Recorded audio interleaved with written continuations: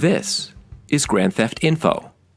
Not Grand Theft Auto, but info, as in information. In this lesson, we're going to find out how to avoid being accused of something called plagiarism. Plagiarism is a serious offense because it's stealing, it's theft.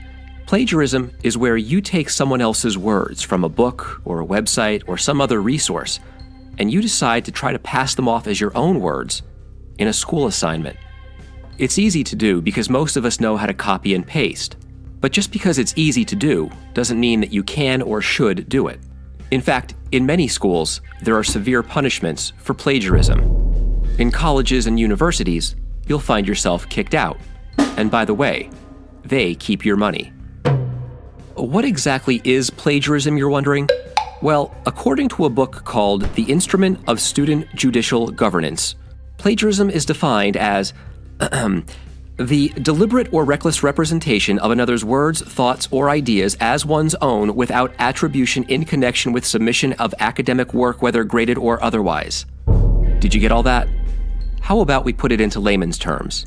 It simply means that you're stealing someone else's work and trying to pass it off as yours.